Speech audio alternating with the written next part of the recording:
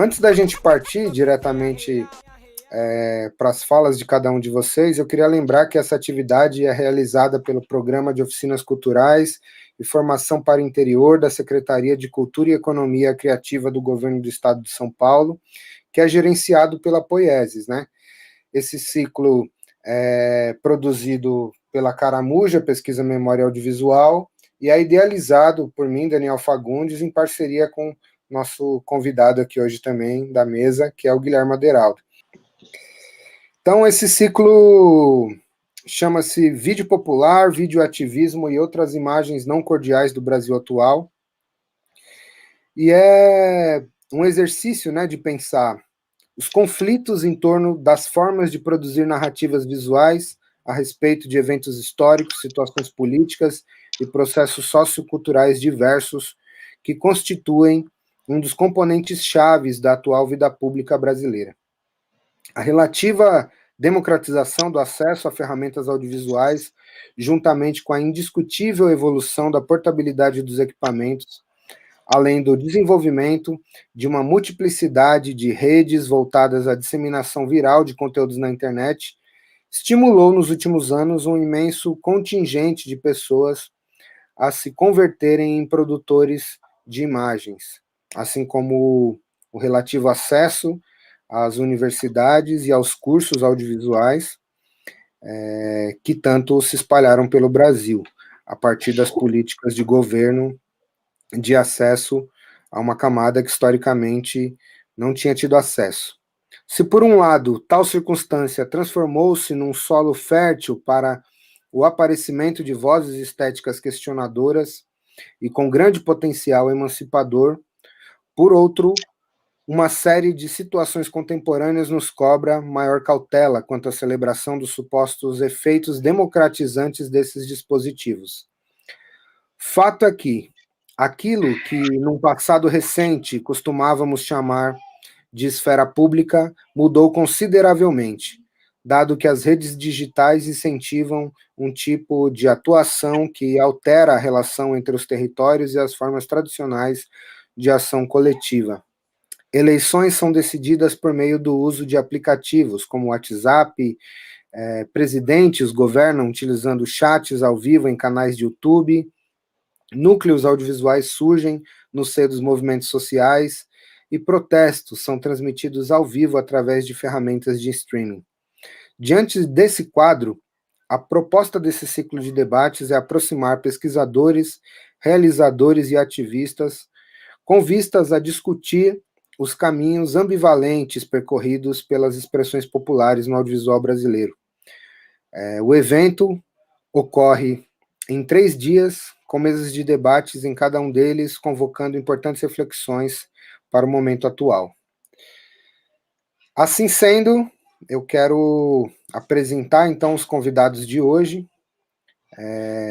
A mesa que a gente vai debater hoje é a mesa 2, e chama-se Pesquisas sobre Expressões Populares no Audiovisual Brasileiro. O que a academia tem a nos dizer. Essa mesa terá como proposta reunir destacados pesquisadores do audiovisual brasileiro contemporâneo, com vistas a trazerem contribuições retiradas de seus campos de pesquisa na perspectiva dos sujeitos mais diferentes envolvidos em cada caso. A pergunta é: como os coletivos podem se beneficiar do conteúdo construído pelas mesmas? Então, nessa mesa teremos Guilherme Aderaldo, da GEAC USP, Gabriel Barcelos, que é jornalista da Unicamp. Eu vou passar aqui, então, a biografia dos convidados e depois já passo a bola para que eles mesmos complementem aí. Gabriel Barcelos Sotomayor possui graduação em Comunicação Social, jornalismo pela Federal de Juiz de Fora, mestrado e doutorado em multimeios pela Unicamp, tem experiência nas áreas de jornalismo, audiovisual, comunicação popular e sindical, e em sua pesquisa milita no campo do videoativismo, do cinema militante e do vídeo popular, e de outras relações do audiovisual com as lutas sociais. Atualmente trabalha como jornalista e professor no México. E aí vamos então apresentar o nosso segundo convidado de hoje, que é o Guilherme Aderaldo, mestre pela Unicamp, doutor pela USP em Antropologia Social, é pós-doutorado na mesma universidade, realiza diferentes pesquisas etnográficas nas quais tem se dedicado a relacionar algumas modalidades contemporâneas de ativismo cultural e formas de interpelação crítica de espaços urbanos segregados. Realizou estágio de pesquisa na École des Hautes Études em Sciences Sociales, Paris, na França, sob codireção do professor Dr. Michel Agier, por um ano, entre 2011 e 2012, e na Universidade de Buenos Aires, também por um ano, sob supervisão da professora Alicia Inês Martim, e é também autor de diversos artigos e do livro Reinventando a Cidade, uma etnografia das lutas simbólicas entre coletivos culturais videoativistas nas periferias de São Paulo. Também é um dos organizadores do livro Práticas, Conflitos, Espaços, Pesquisas em Antropologia da Cidade, pela FAPESP. É isso, gente. Vamos começar então, pedindo então para que o Gabriel, que está mais longe, se apresente, complemente o que eu trouxe, depois a gente passa a bola para o Gui, depois a gente vai para a exposição individual de cada um. Olá, gente. Aqui no México são 17 horas e 8 minutos que estamos gravando, né? Acho que vai ser divulgado depois, né? Mas vamos começar, né? Eu vivo aqui há um ano, né, no México, sou jornalista, trabalho de professor também. Atualmente, neste momento não, mas já trabalhei um semestre como professor de comunicação e também como freelancer, jornalista freelancer aí. Trabalhei no Página 3, que é uma página aqui de Oaxaca, onde estou. Então vou rapidamente aí tentar contar como eu cheguei até aqui, né? Assim, nesse tema específico do debate. Eu comecei mais pela militância mesmo, em Campinas. Eu vivia em Campinas, aí em São Paulo, interior de São Paulo. A gente participei da organização da Mostra Luta, que era uma mostra que reunia trabalhos do Brasil, mas também da América Latina, especialmente do Brasil, trabalhos audiovisuais e também de outras linguagens ligados às lutas sociais, a movimentos sociais, a movimentos populares, comunitários, culturais, que envolvessem as diferentes lutas, né, dos movimentos que trabalhavam com essa perspectiva crítica e de reflexão, junto com o debate.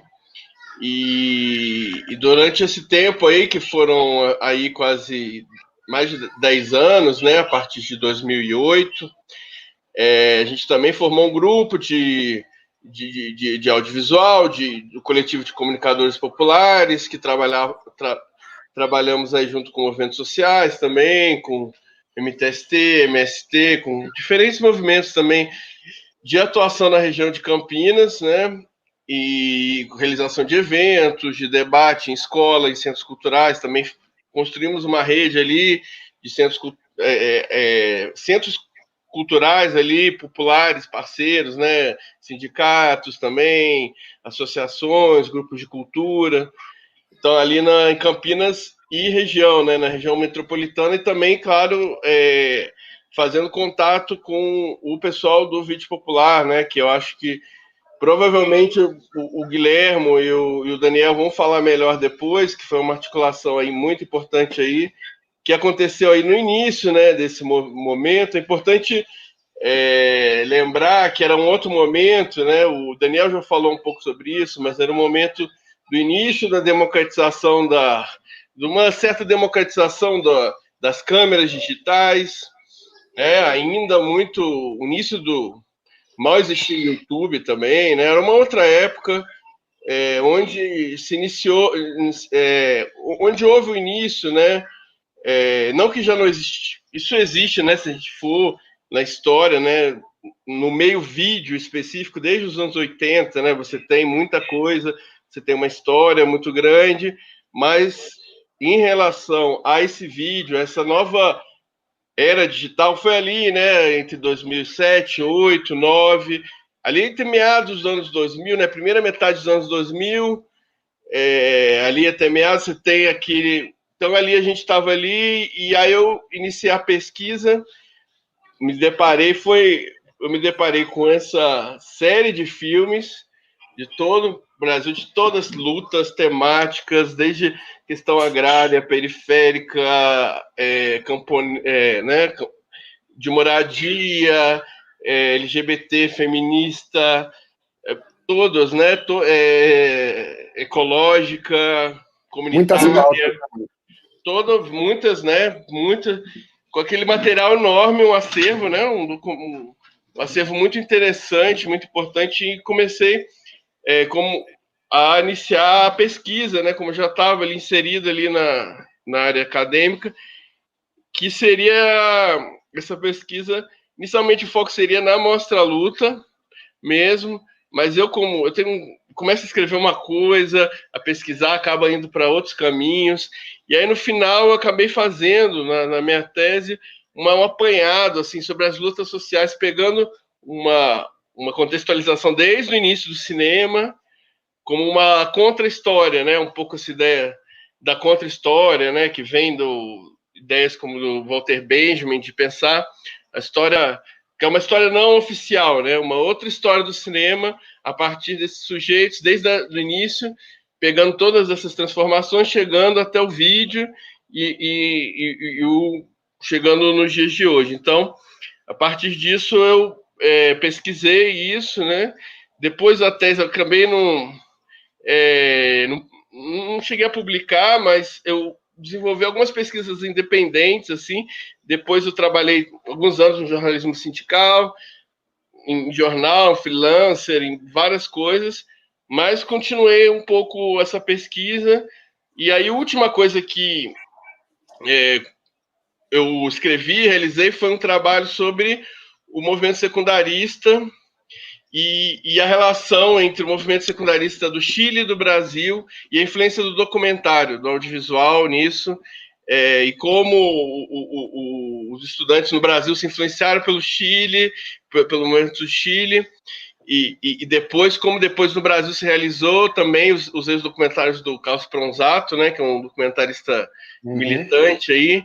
Inclusive, na próxima sexta vai ter o lançamento de um livro, né, que saiu, e vai estar esse artigo, né, que é do Cine Cipó, do grupo. Sim, muito bacana, o Cine Cipó, o pessoal de Minas, né? Sim, aí eles lançaram um livro, tá uma cara, assim, muito tempo, por vários problemas, agora vai sair, vai ter uma live sexta-feira, às 7 horas, sexta-feira, dia 8, né, é isso? Dia 6 do 8. E essa foi a última coisa, refletindo sobre isso. Eu posso ir falando com o tempo, algumas coisas sobre a própria pesquisa, né? Algumas ideias, algumas coisas, mas eu acho que para introduzir é isso, sim, né? E bacana. Muito obrigado pelo convite aí. Saludos desde México. Valeu, Gabriel. Satisfação, mano, ter você aqui com a gente. É legal essa sua introdução também para a gente entender como é que para além do seu currículo formal, né, o que você tem feito também, né, nesses últimos tempos. E aí vou passar também para o Gui aqui, para o Guilherme Aderaldo, para que ele faça então essa exposição do que ele tem feito, né, para além do currículo agora nesse momento mais atual aí da sua carreira e do seu momento de pesquisa também. Com você, Gui. Beleza, gente, tudo bem? Boa noite aí para vocês, para o Dani, para o Gabriel, para quem está assistindo a gente.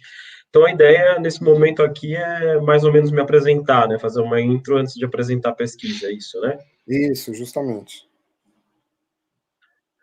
Beleza. Não, assim, de forma geral, assim, em relação ao currículo, acho que você apresentou, acho que ficou até uma apresentação demasiadamente extensa, né, uma coisa de currículo acadêmico mesmo, mas hoje em dia eu estou atuando como pesquisador e como professor colaborador da Universidade Federal de Pelotas, né, e, enfim, lá tenho me engajado em torno de algumas atividades, por exemplo, um podcast que eu faço quinzenalmente, chamado Antropólise, em que a gente tenta discutir temas relacionados à discussão urbana e antropologia, né, e que nos quais sempre a gente também discute questões relacionadas à teoria, à política, né, a questões relacionadas ao momento político que a gente está vivendo hoje, né.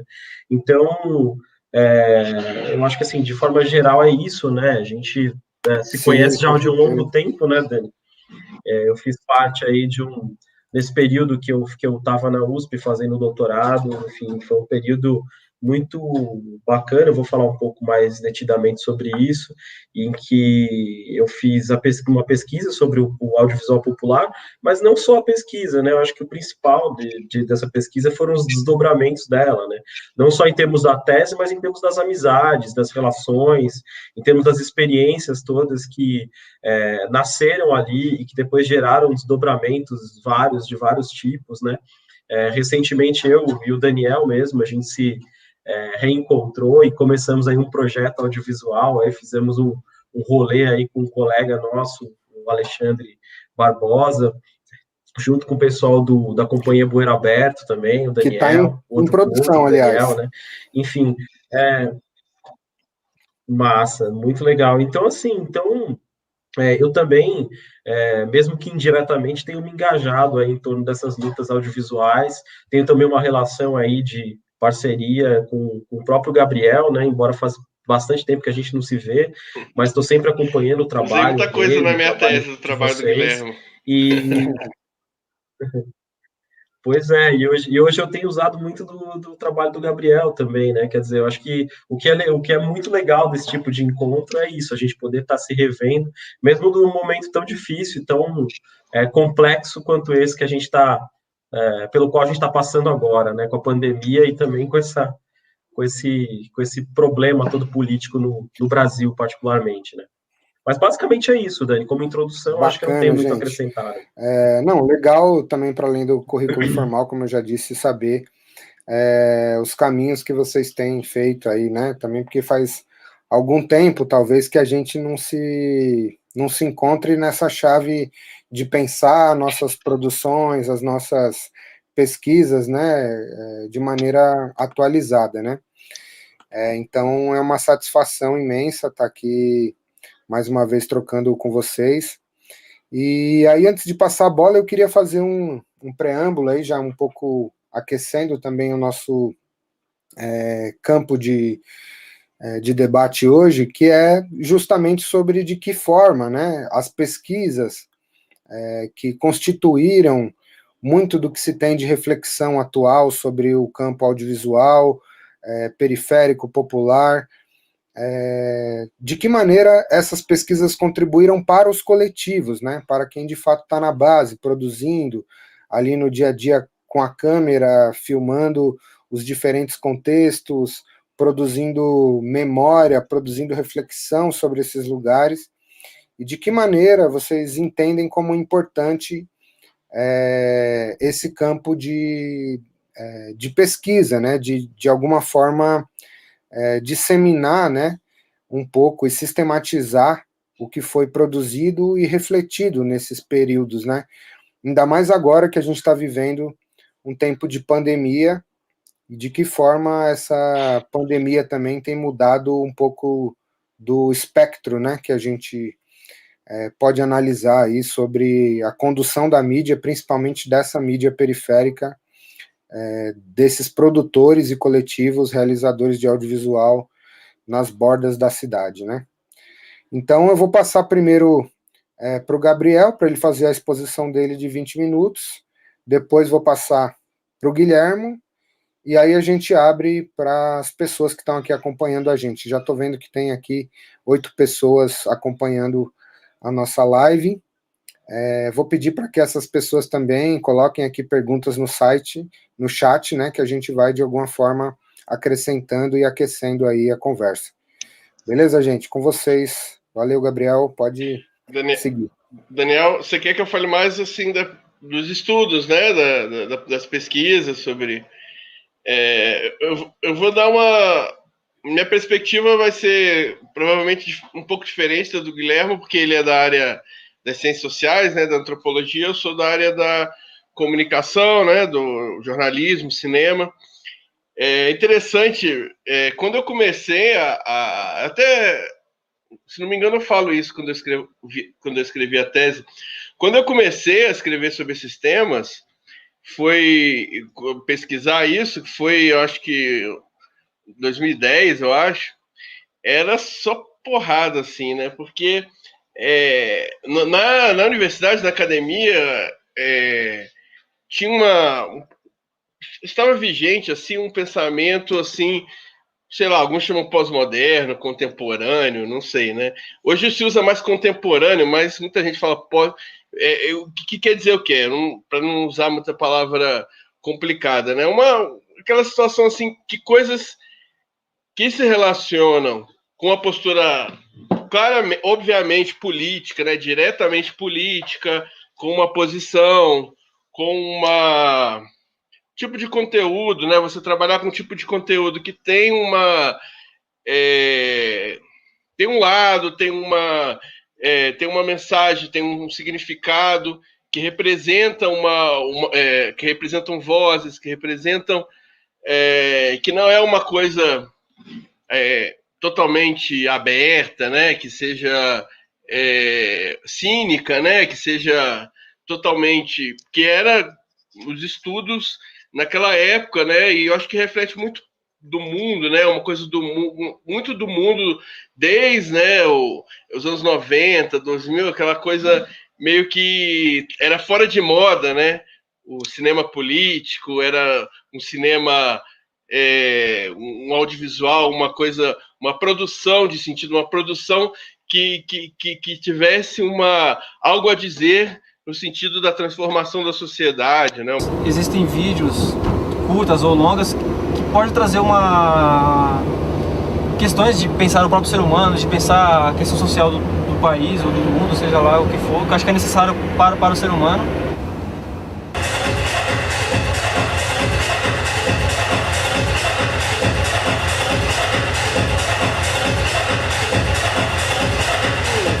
Se isso tinha um valor cultural, artístico, né, que sempre vem, e também como eu estava envolvido diretamente, como eu já mencionei, assim, como se eu tinha um distanciamento,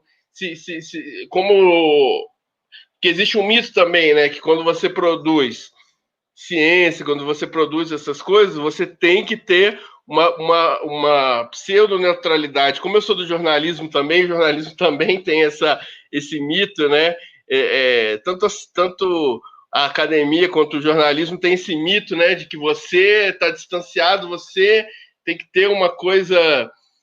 E aí como era um tema assim ainda muito pouco, e o que existia não era muito legal, né? Acho que o Guilherme pode ter...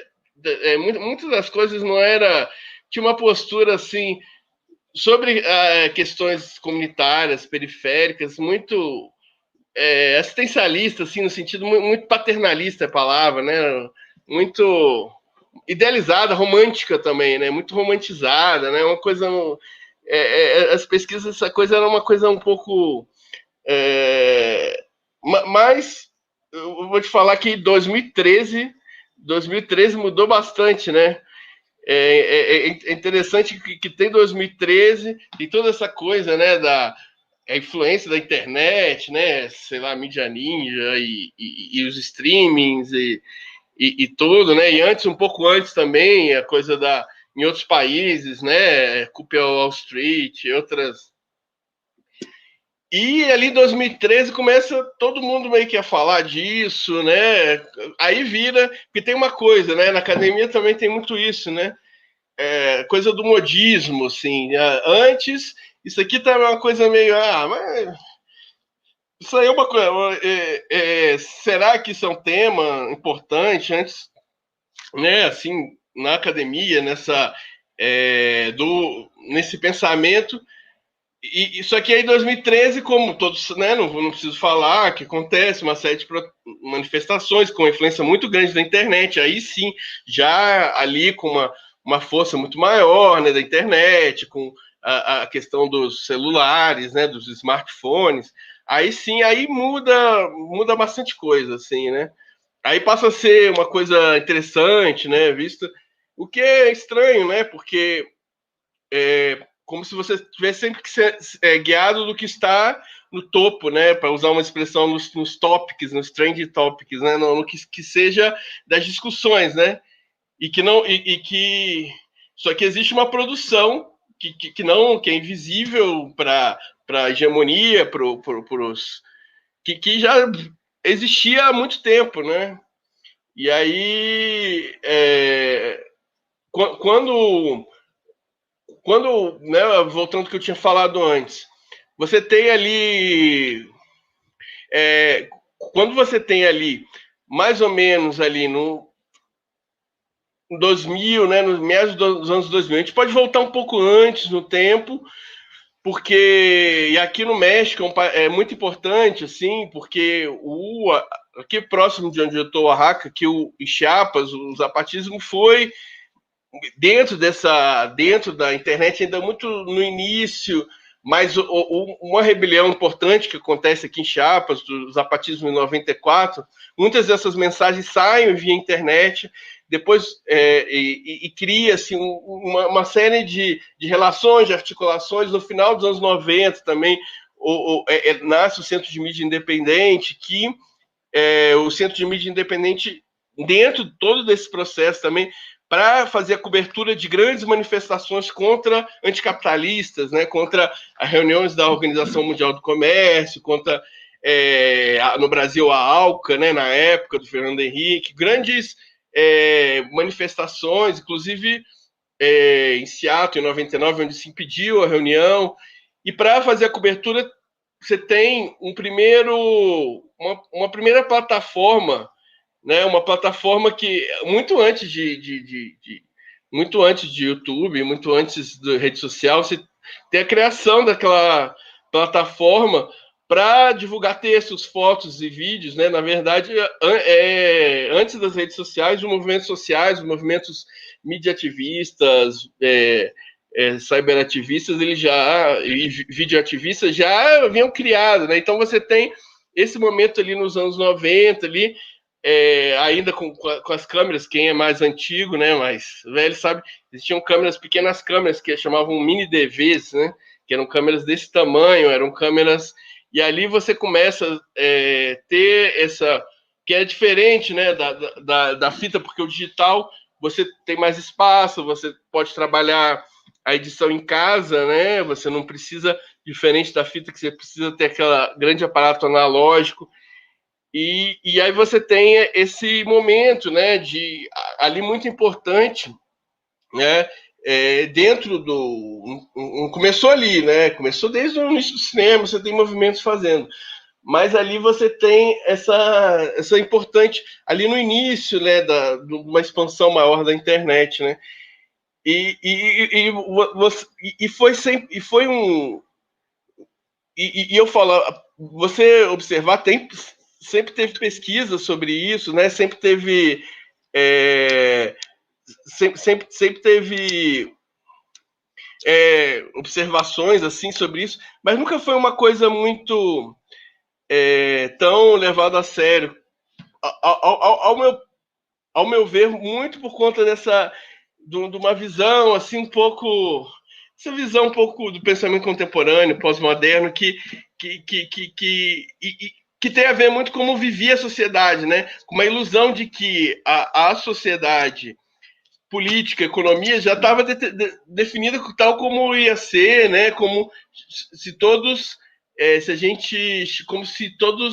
chegassem já num ponto onde a sociedade está vai se estabelecer, né, como qualquer coisa que lute por uma emancipação, por uma transformação, é visto como algo fora de moda. Que o sistema econômico vigente resolveria todos os desejos, todas as aspirações humanas. Também se acreditava numa certa consolidação da democracia, das instituições, que a racionalidade, a ciência e o conhecimento continuariam a pairar com orgulhosas luzes, sem cogitar a ameaça de novas fogueiras. Tecnologia digital, internet, hipercomunicação anunciavam as profecias de uma nova era. E valores humanos mais básicos poderiam se consolidar no entendimento geral coletivo. Quais futuros pensaram nossos passados? E que passados aguardam nossos futuros? Continuamos prisioneiros do tempo e da história. Em relação ao... Acho que o Guilherme vai falar melhor. Existe uma série de estudos, né, muito ligados à antropologia também e a outras áreas, na comunicação também, que vai trabalhar a ideia do comunitário, né, que vai começar a observar de uma perspectiva um pouco diferente, que eu acho que você tem uma tradição, né, você tem uma linha que é ligada aos movimentos sociais, da luta, dos movimentos sindicais, né? Você pode ir lá atrás, lá desde dos documentários das greves do ABC, dos movimentos populares, passando pelo vídeo popular, passando por vários movimentos que chega depois na era digital, centros de mídia independente, movimentos anticapitalistas, e você tem uma outra abordagem que vai começar a investigar esses movimentos, esses filmes, essas produções audiovisuais das comunidades, ao meu ver, assim, com uma perspectiva um pouco muito paternalista, assim, no sentido, vamos ver como eles mostram sua própria realidade, né? E é como um sentimento um pouco claro que tem trabalhos, né? Eu posso estar caindo numa generalização, assim, mas tem uma coisa muito de uma idealização, assim, uma romantização, assim, como que quando você fala, vamos finalmente mostrar, finalmente existe uma produção que é fato, que é excludente, quando essas pessoas vamos ver como e que, na verdade, não existe um elemento, né, que eu acho que até o manifesto aí do grupo que o Daniel o NCA, né, os textos sempre falavam dessa coisa da transformação, né, e o Guilherme também fala disso, que é uma perspectiva de luta, de reflexão, tanto política como estética mesmo, né, da produção, né, de linguagem, né, tanto no sentido da sociedade como da própria... Então, e é claro, nos últimos anos a coisa muda muita coisa, né, porque... E se antes era mais tranquilo você mapear essas coisas, você minimamente ainda...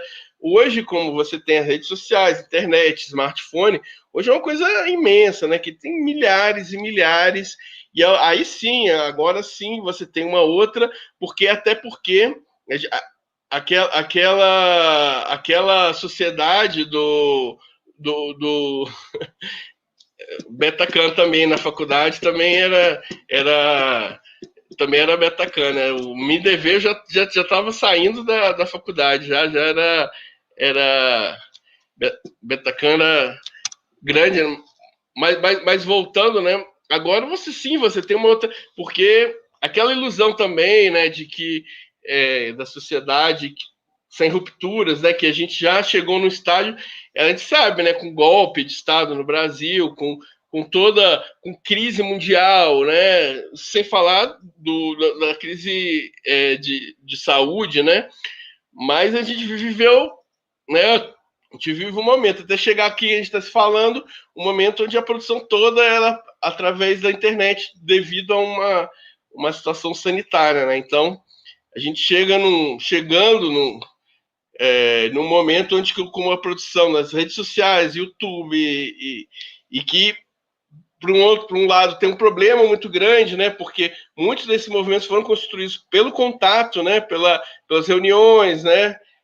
Que é uma coisa dos grupos, né? Mesmo, independente se é audiovisual ou não, dos movimentos populares, é uma coisa de se reunir, debater, trocar ideia presencialmente, né?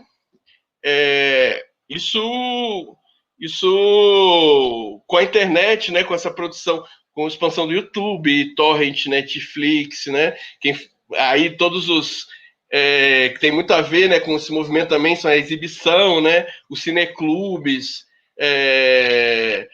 muita coisa do cineclube, do cineclubismo, né, e tem essa discussão também, né, que e aí, e o contato, e a relação, e trocar ideia, e construir coisa junto, e exibir um filme, fazer uma apresentação musical, reunir com os amigos ali, né, trocar ideia, construir coisa junto, ter ideia para fazer uma produção toda, como é que fica. Então a gente chega nesse momento que ao mesmo tempo que se discute muito isso, né, a gente chega em dilemas também, né, então um pouco isso, assim. Eu pesquiso hoje, eu não estou na academia, mas eu pesquiso isso mais informalmente, né, como eu falei antes, saiu esse artigo que eu escrevi já tem um tempo, mas eu estou atento a essas discussões aí, e mais ou menos assim, como um panorama. Acho que o Guilherme tem muito mais noção, porque ele está mais tempo, mais pesquisando, assim, para falar um pouco desse panorama, assim, porque é muita coisa, né? E em resumo, bem em resumo, assim, fazendo uma linha, é essa, assim. Passando a palavra aí para nosso querido Guilherme. Bacana, Gabi. Mano, eu acho que é isso, né? Acho que você traz aí uma importante linha histórica também, né? Que eu acho que é tanto de entender como as pesquisas talvez contribuíram para que a gente também olhasse para esse modus operandi histórico, né? De como também a evolução dos próprios equipamentos foram ditando também uma certa evolução da possibilidade do acesso, né, dos grupos, uma evolução do tipo de narrativa, né, do tipo de alcance que essa produção teve, né? Acho que tudo isso tem muito a ver, de fato, com como historicamente esses grupos anticapitalistas, mediativistas, cyberativistas, né, estavam aí desde os anos 90 já pensando e produzindo ações nesse sentido, né?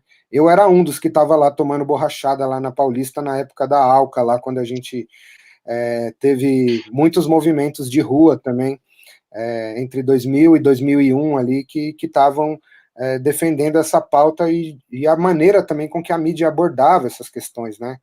Então, de fato, é muito bacana você ter essa análise, essa linha histórica, ainda que hoje, como você mesmo já disse, não tenha um vínculo tão estreito com as pesquisas e com como a academia tem se desenvolvido nesse sentido, é muito legal também você chamar atenção para essa visão meio paternalista, né, que muitas ONGs, que muitos grupos que estavam ali, de alguma forma, fazendo a interlocução entre os movimentos sociais e a sociedade, de modo geral, faziam essa mediação tecnológica, né, também como essas ferramentas de audiovisual, de produção audiovisual, foram chegando de maneira bastante dispersa, né.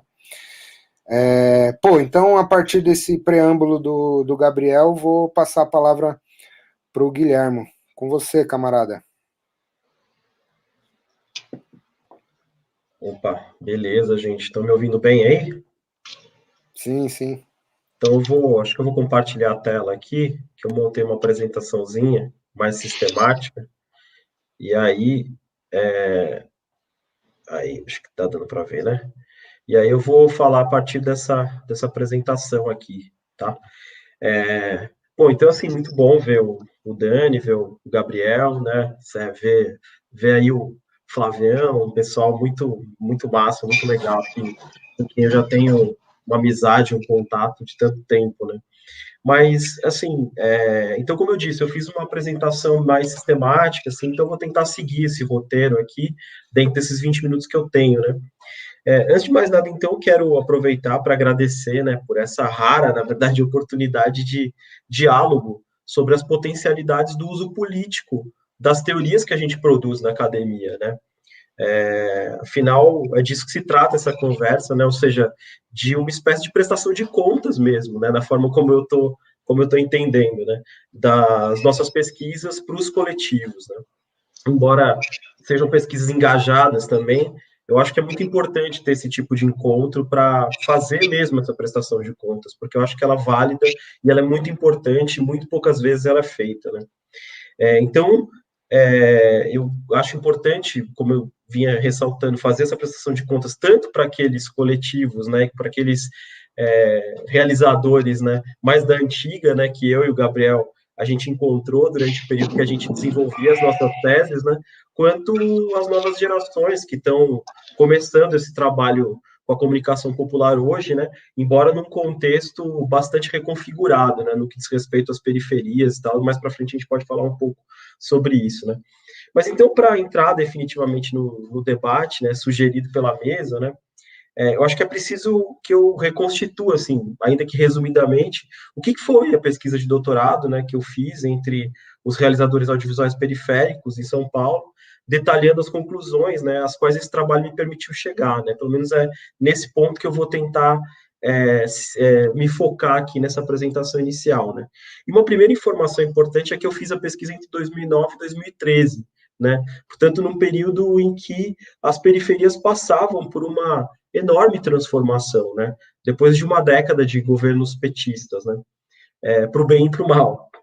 O fato é que, nessa primeira década, né, dos anos 2000, as periferias urbanas, né, tinham se transformado na matriz, né, se transformaram, aliás, na matriz de uma série de disputas que envolviam desde setores da indústria cultural hegemônica, como, por exemplo, o chamado cinema da retomada, né, que tinha nas periferias a sua locação privilegiada, né, a televisão, né, até programas econômicos que se voltavam para o incremento da expansão do consumo entre essas camadas da população, passando por políticas específicas que incentivavam o fomento cultural nas áreas periféricas, né? Eu estou pensando aqui nos pontos de cultura, mas a gente pode pensar no caso de São Paulo, no PROAC, no VAI, né? E tudo isso sem esquecer do significativo investimento na ampliação das condições de acesso ao ensino superior, que se dava, seja pela via da institucionalização das políticas públicas, no caso das universidades públicas, né? Seja por meio dos programas de bolsas e financiamentos subsidiados, como o ProUni, o FIES, no caso das instituições privadas, né?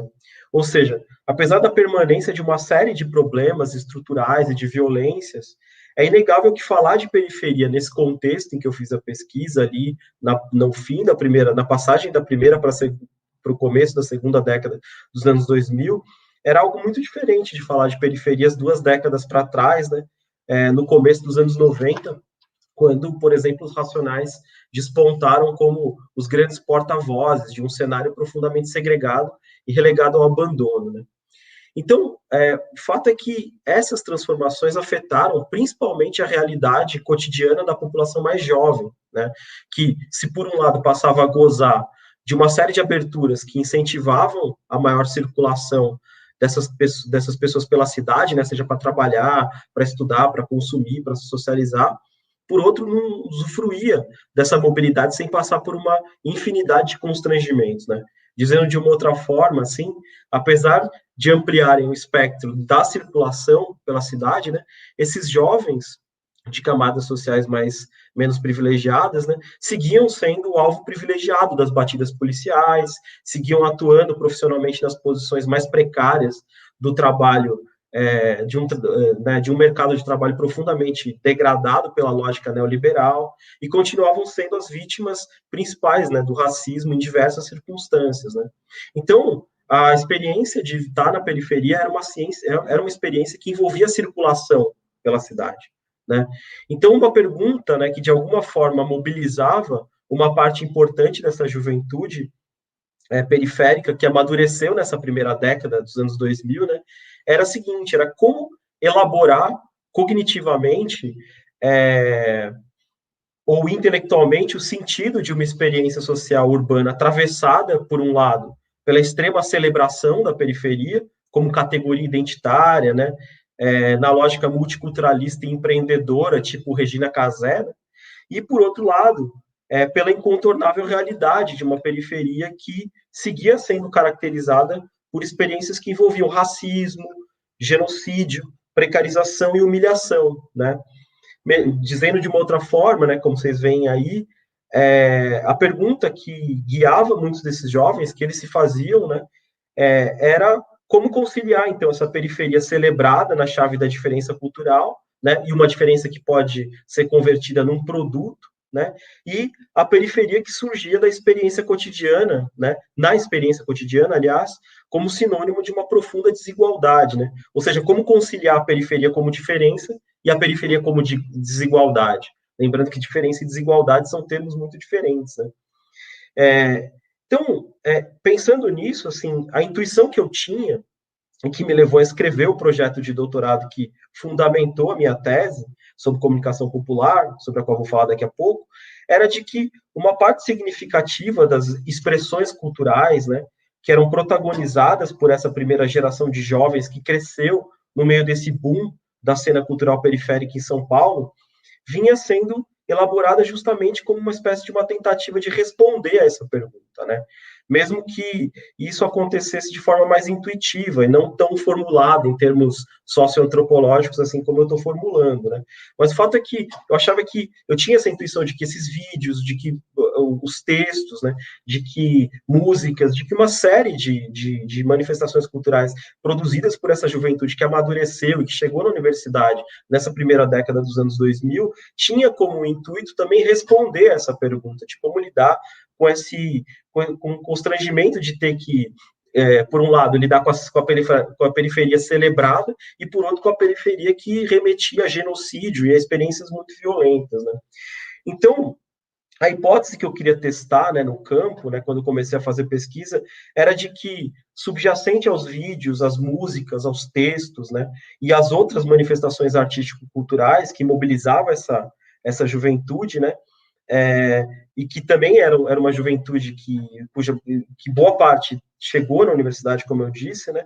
Enfim, por trás dessas produções, né, tinha uma preocupação de elaborar melhor, tanto política quanto teoricamente, o lugar dessa posicionalidade periférica, né? Enfim, e foi nesse momento, então, em 2009, quando eu começo a dar os primeiros passos da pesquisa, que eu conheci o Daniel, né, e o pessoal do Núcleo de Comunicação Alternativa, o NCA, né, que era o coletivo que ele integrava na época, e aí, numa exibição pública, eu vi um filme que, para mim, pode ser considerado, sem sombra de dúvida, como um marco nessa produção mais recente dos coletivos, que é o Videolência, né. Acho que esse filme me mexeu muito comigo, pessoalmente, porque, ao contrário de simplesmente assumir a periferia como uma categoria fixa e autoevidente, né, um lugar, uma palavra que leva a gente para algo que todo mundo já sabe o que é, o Videolência buscava problematizar essa categoria, né, problematizar certos usos essencialistas, culturalistas, né, que associavam esse termo, periferia, a certos espaços geográficos e a populações ligadas a esses espaços, simplesmente, né? E com isso, esses usos mais essencialistas da categoria acabavam inviabilizando uma leitura relacional da noção de periferia que nos permitisse entender que, no fundo, essa palavra, periferia, ela nomeia processos muito mais complexos e abrangentes e que ultrapassam a materialidade dos lugares normalmente designados por esse termo, né? Então, o que o Videolência mostrava, e que foi o ponto que me chamou muito a atenção, entre outras coisas, era o modo como esse uso instrumental e essencialista, né, da noção de periferia tendia a repor, na verdade, desigualdades, fingindo combatê-las, né? Então, a partir daí, eu comecei a acompanhar o NCA, né, E através do NCA, do Daniel, do Fernando, do Diego, que estavam integrando o coletivo na época, eu fui apresentado para o Cine Escadão, do Flávio, do Cezão, enfim, do pessoal lá do Peri, né, para o Cine Becos, né, para a Brigada Audiovisual da Via Campesina, né, e uma série de outros coletivos que estavam se articulando naquele momento em torno de uma rede chamada Coletivo de Vídeo Popular, né, e que tinha como objetivo principal desenvolver um sistema de comunicação audiovisual que fosse capaz de conectar áreas e populações marginalizadas de São Paulo, né, por meio do engajamento político audiovisual, né. E aí, conforme eu fui me aproximando, né, de alguns dos integrantes dessa rede, né, o que acabou se convertendo, inclusive, em amizades muito profundas, como a que hoje eu tenho com o Daniel, com o Gabriel, com o Flávio, né, e com várias outras pessoas muito queridas, né, eu fui também entendendo que a própria formação dessa associação, do Coletivo de Vídeo Popular, tinha se dado em razão de um conflito, de um litígio, né, estrutural que dividia os integrantes mais engajados dessa rede e todo um universo institucional vinculado à economia do chamado terceiro setor, né?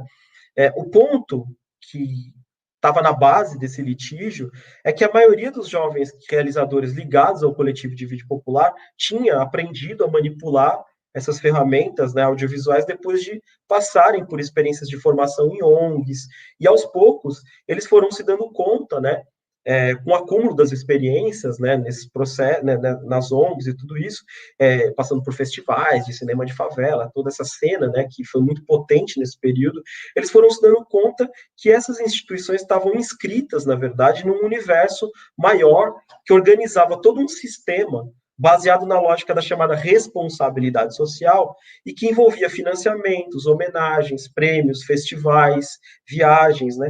E que para funcionar, para esse sistema funcionar, esse sistema da realidade, da responsabilidade social funcionar, ele dependia que os jovens, né, que haviam passado por esses projetos sociais, se colocassem nesse papel, se colocassem não no papel de sujeitos políticos emancipados e reivindicando direitos, como eles queriam, né, mas no lugar de vítimas, né, de vítimas que estariam sempre excluídas, né, eternamente à espera de oportunidades, né, de vítimas passivas, né, ou seja, esse sistema, né, era alimentado por múltiplas formas de exploração, né, que eu mesmo presenciava no campo, né, aquele tipo de exploração que às vezes aparece de forma sutil, tipo, o jovem ganha um prêmio num festival de cinema, né, e quem ganha o reconhecimento pelo prêmio é quem deu a oportunidade, ou, por exemplo, a ONG X corta uma verba de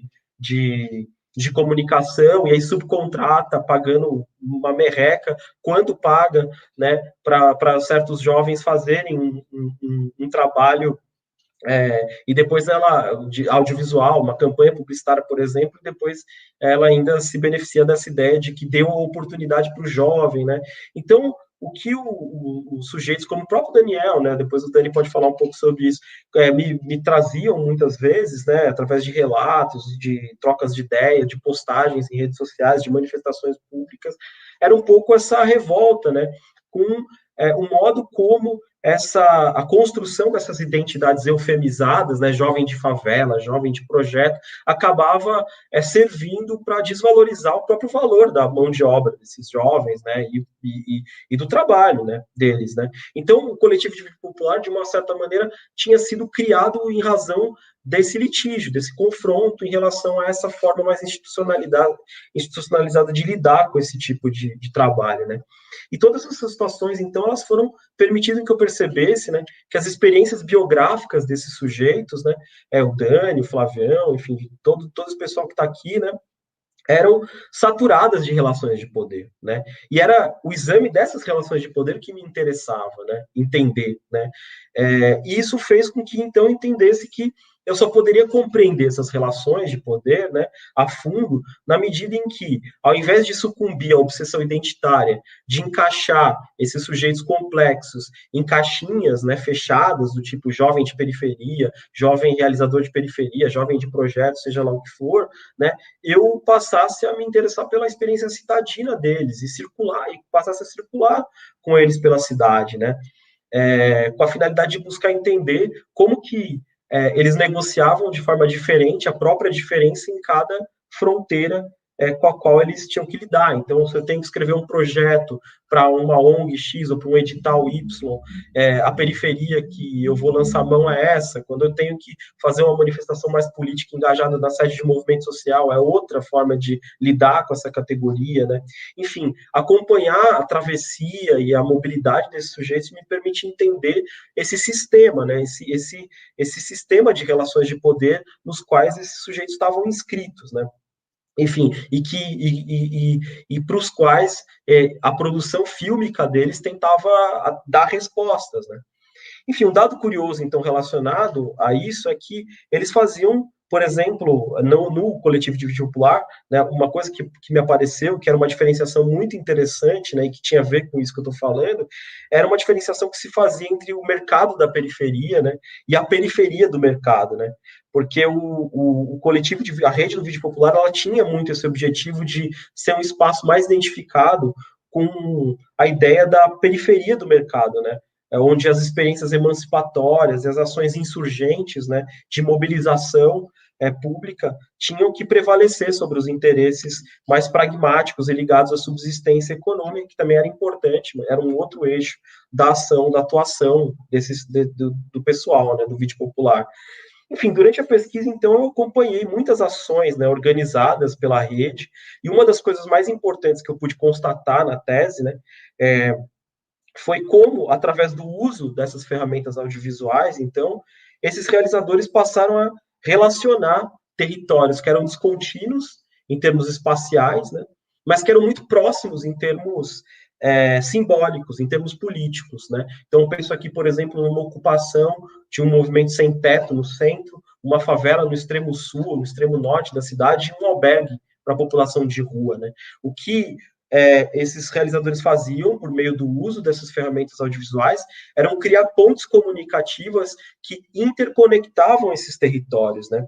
E o que eu fui percebendo, então, era que por meio de falas, de postagens em redes sociais, de textos, de manifestações diversas, né? O que o pessoal do coletivo de vídeo popular chamava de periferia era a relação entre esses contextos, né?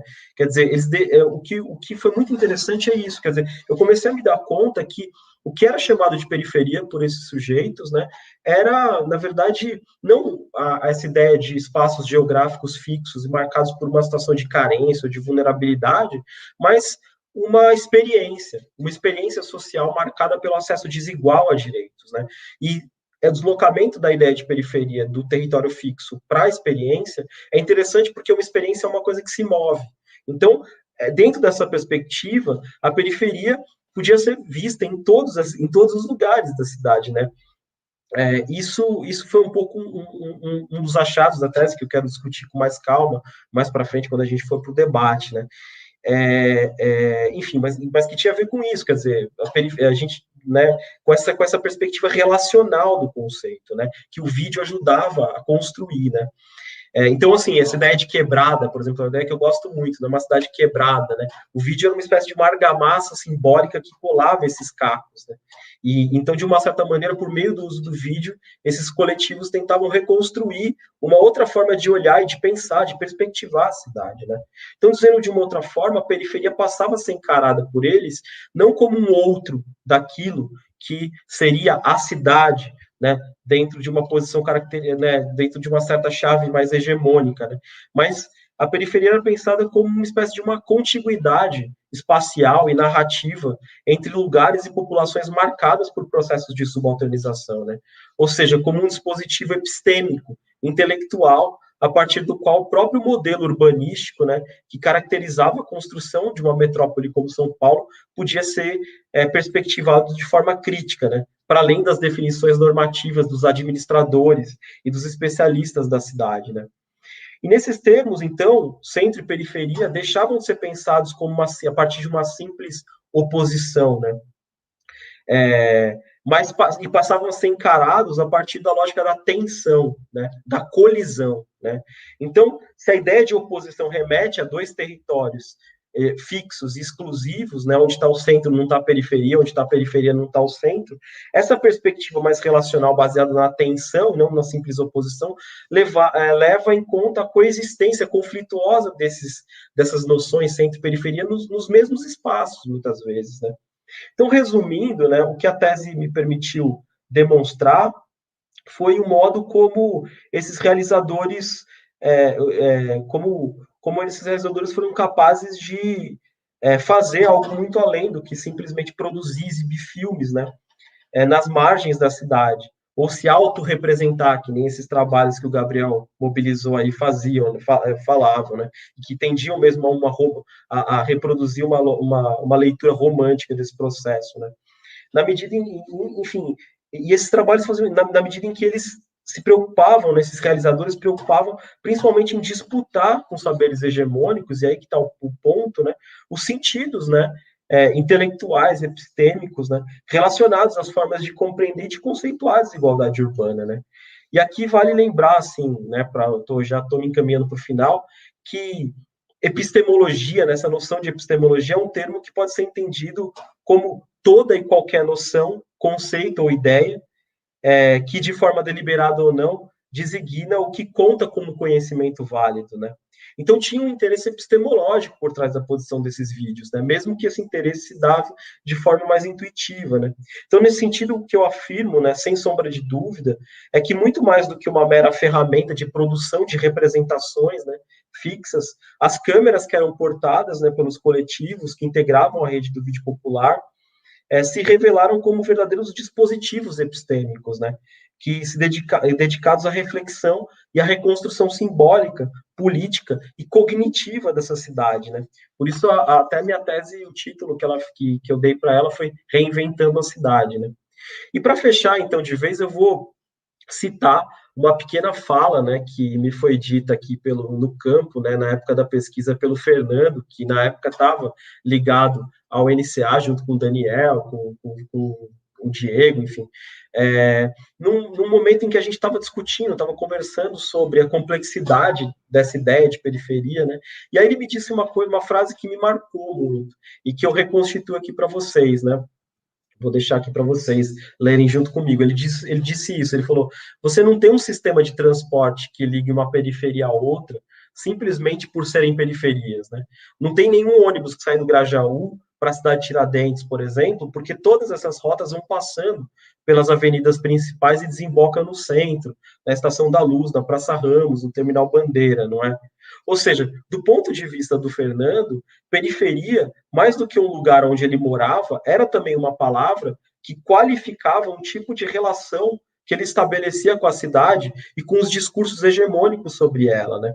Em outras palavras, a periferia não era só o lugar onde ele estava, mas era também uma categoria que ele mobilizava para nomear os vínculos que ele estabelecia a partir desse lugar, né? E cujo limite é o mundo, né? Então, eu acho que, além da conservação de uma memória, né, importante dessa luta coletiva por um sistema de comunicação mais democrático e justo, né, o que a tese, né, traz de contribuição para os coletivos de ontem e de hoje, é justamente essa mensagem que eu acho que eu procurei sintetizar na fala do Fernando, né. Enfim, eu acho que foi era mais ou menos isso que eu queria falar, né? E agora eu fico pro debate aí com vocês. Valeu, gente. Massa, Gui. Legal. Super importante todas as reflexões que você trouxe.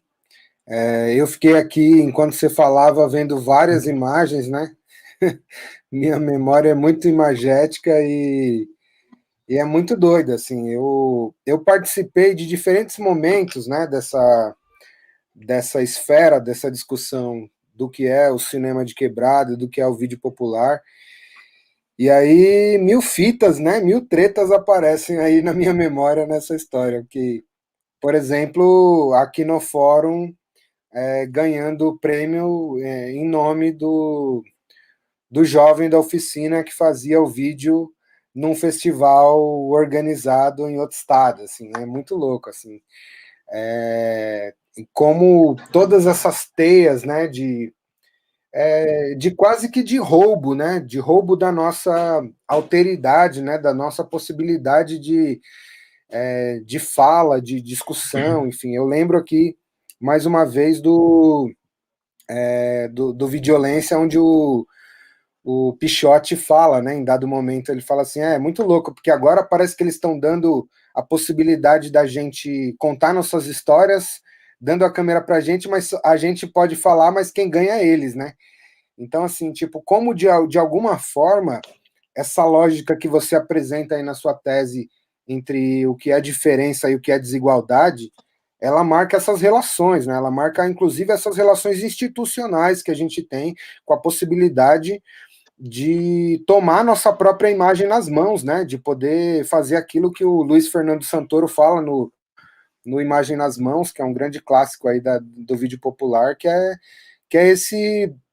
essa reflexão, né, mano, sobre de que maneira a gente produz nossas narrativas, nossas histórias, nossas subjetividades e consegue também sobreviver delas, né? Porque na medida em que você vai contando todo esse panorama que você observou e que eu acho que talvez a gente, aí eu ouso dizer isso, assim, ainda que o Gabriel fale desse mito, né, de que a gente às vezes a academia tem esse lugar de achar que porque a gente está dentro de uma determinada discussão, a gente não pode ter um olhar também que seja estrangeiro, né? Que eu acho super válido essa contribuição, porque, na verdade, esse exercício é contínuo, né, velho? A gente sai desse lugar de sujeito, de pesquisa, mas também a gente está nesse lugar de quem pensa o próprio panorama, de quem pensa a própria discussão e de quem produz ela, né? Que eu acho que é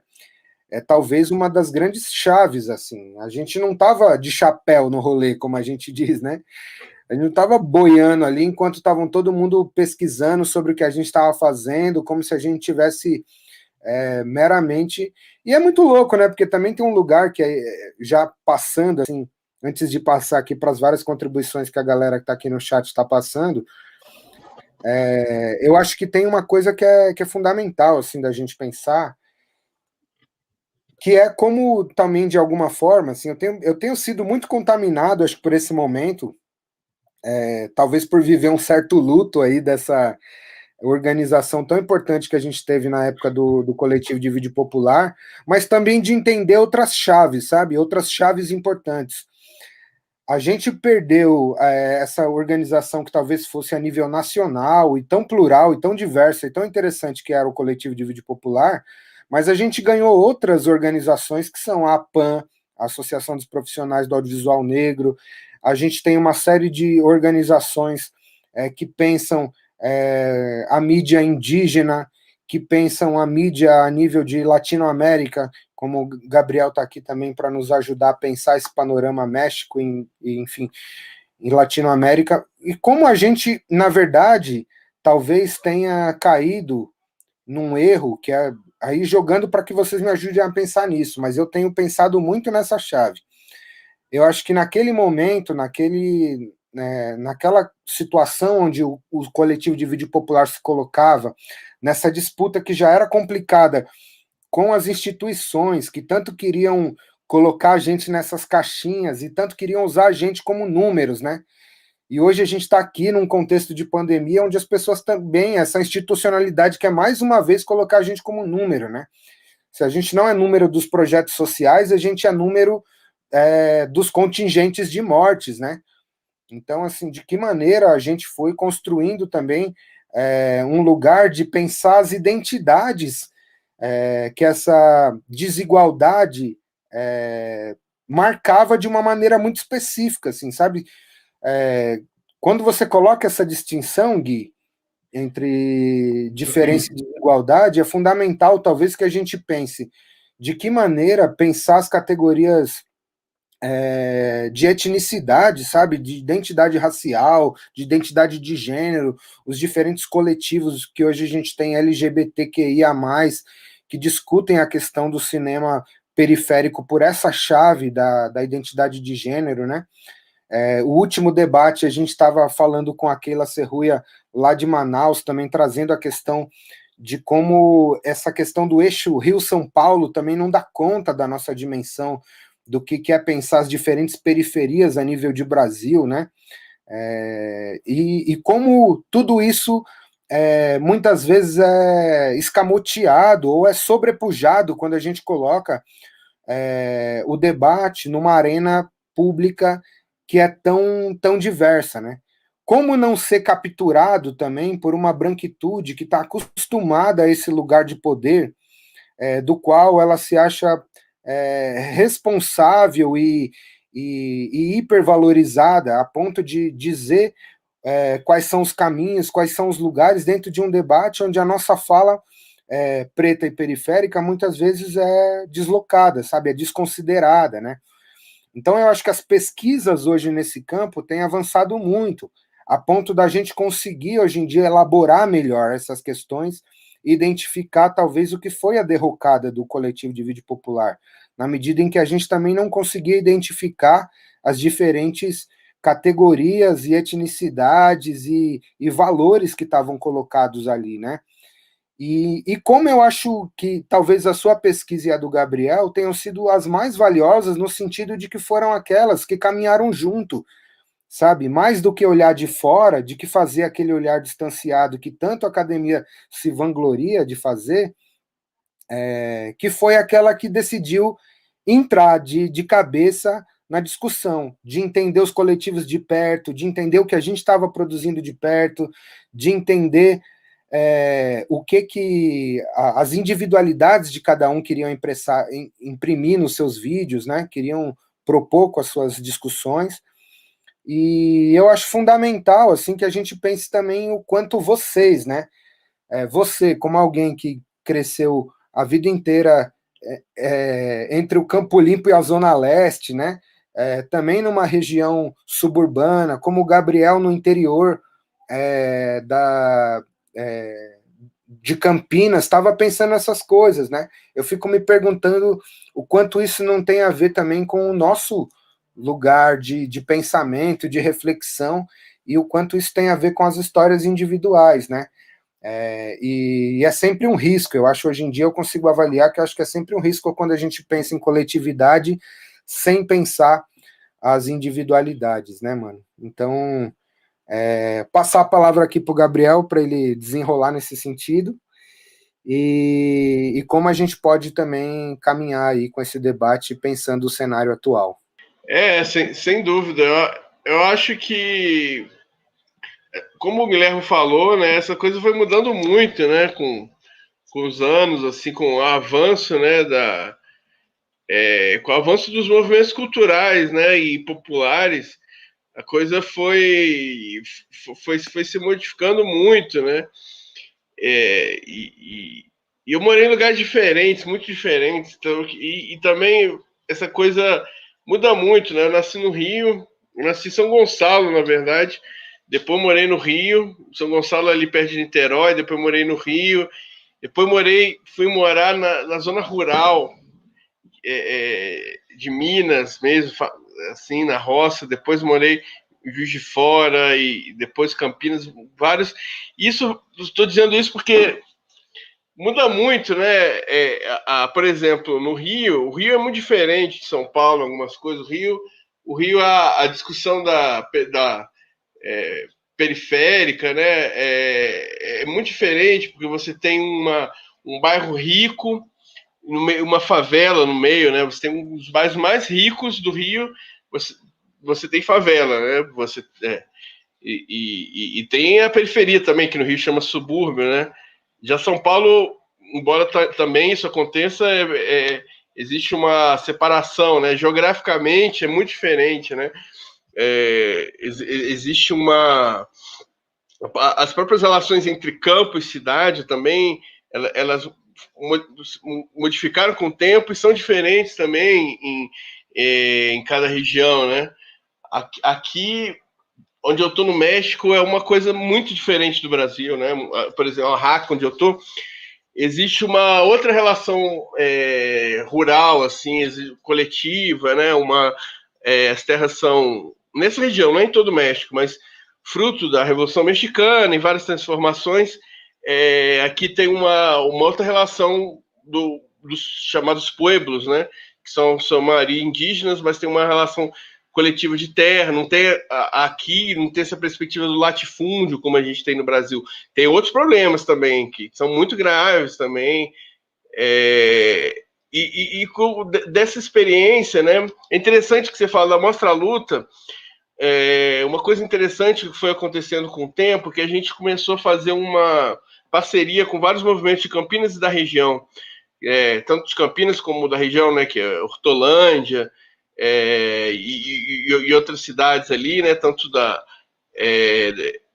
inicialmente no centro ali, né, no Museu da Imagem do Som, que é um espaço de Campinas bem aberto, assim, a participação popular, né, bem autogerido pelos participantes.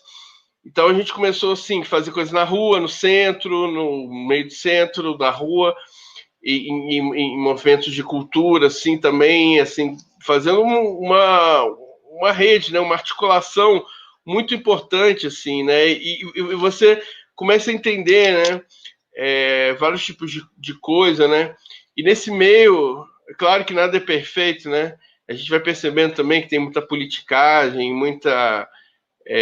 que está para além até dos movimentos, né, toda essa luta por conquistar espaços, né, existe toda uma luta desses movimentos de cultura, esse movimento que é para conseguir ocupar o espaço, né, conseguir vencer muitas vezes burocratas, né, vencer muitas vezes espaços que são ocupados não porque deveria ser, né, não por pelas pessoas, né, pelos movimentos populares, movimentos de cultura, pelo debate aberto, pela produção de artista, de cultura, né? Então, eu diria que eu aprendi muita coisa, e com os filmes também, com as produções, porque uma das coisas que eu aprendi muito, vendo os filmes de todo o país, é como se fosse um curso sobre o Brasil, né, e América Latina, porque eu gosto muito de ver filmes sobre estados que fogem do eixo Rio-São Paulo ou que são de outros países. É uma riqueza, assim, que é um aprendizado, né? Que são vozes que, muitas vezes, vozes como são do interior, da floresta, vozes de outros países latino-americanos. Você vê a produção. Isso muito modificou, né? Eu acho que modificou muito em termos de conhecimento, né? Porque o nosso conhecimento é muito dado pela mídia hegemônica, né? Porque hoje se fala menos, antigamente se falava mais, mas é importante falar, né, que pelo pensamento hegemônico ele é muito restritivo em termos de conhecimento também, né? Então, quando você tem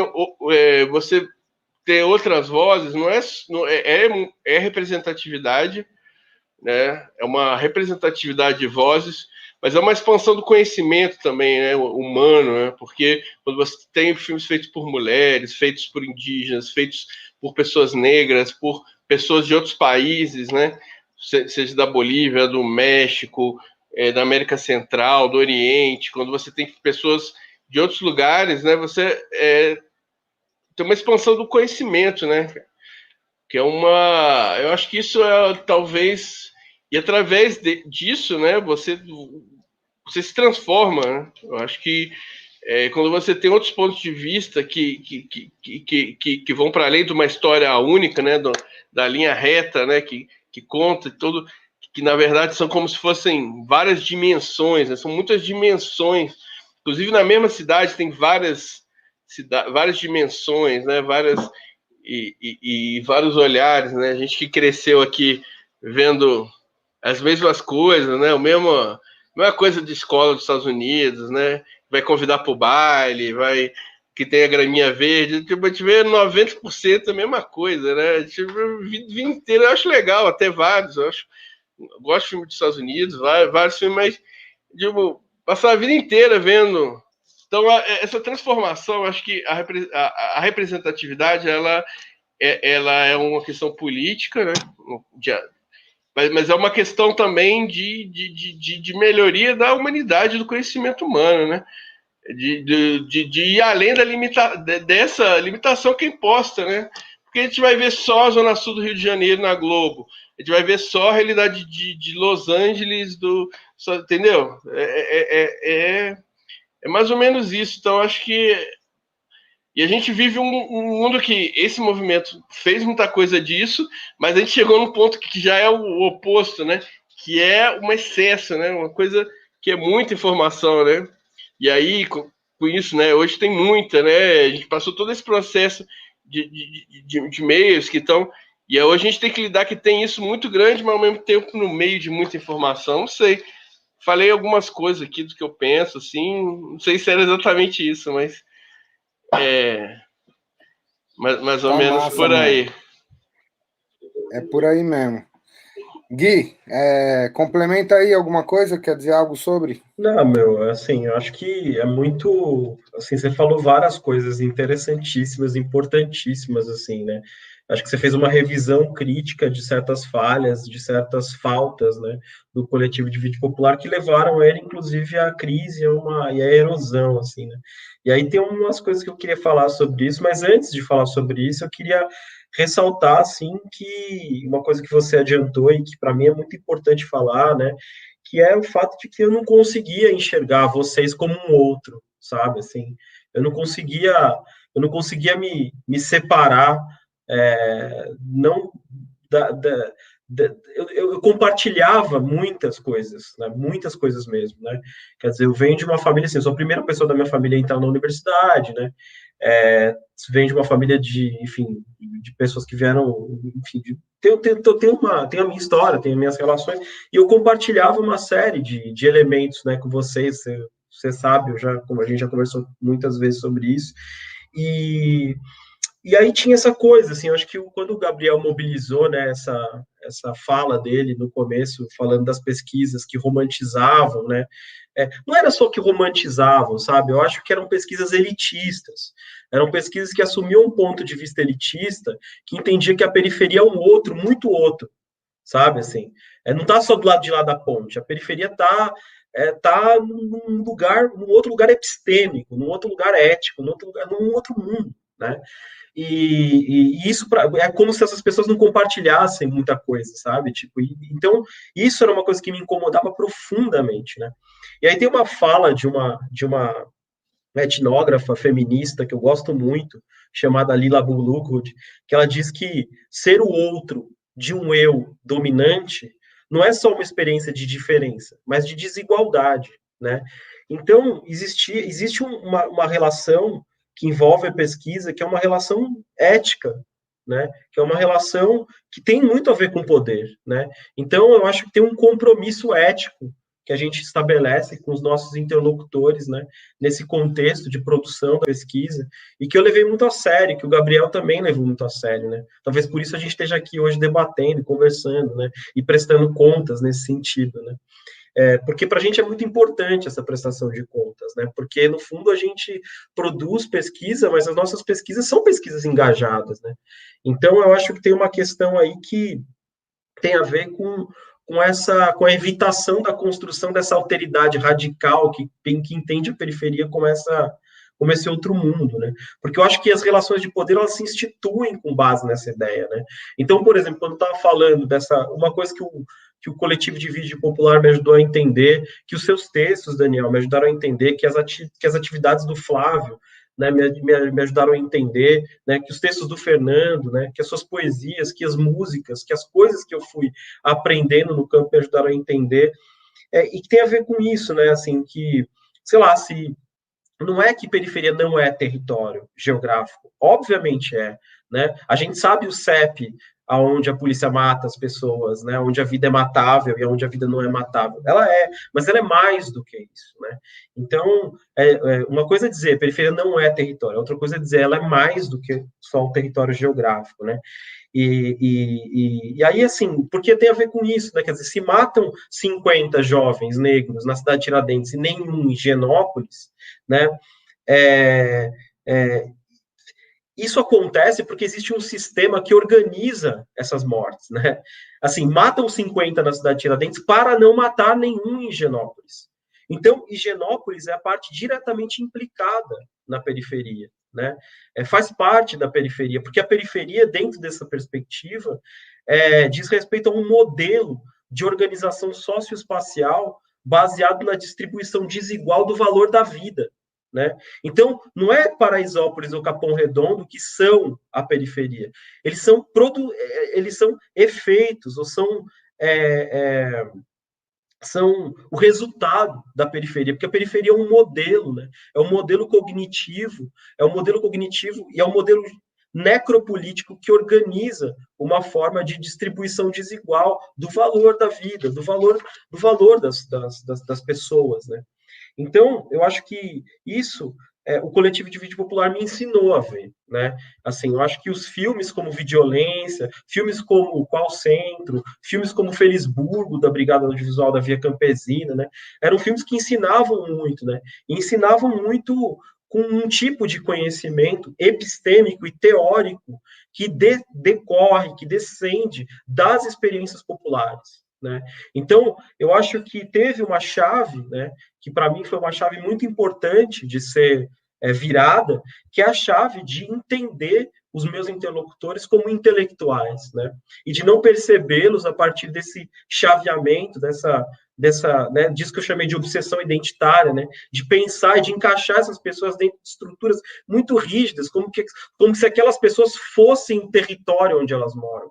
Elas são muito mais, né? Elas são um mundo, elas são um planeta, né? Por meio de você, por meio das interações que eu tive com o Fernando, com o Flávio, com o Cezão, com o Gabriel, assim, porra, eu aprendi sobre literatura africana, eu aprendi sobre milhões de coisas, né? Sobre estéticas populares, sobre filmes, assim, imagina, hoje eu vejo filmes de outra forma porque eu aprendi a ver filmes com vocês, né?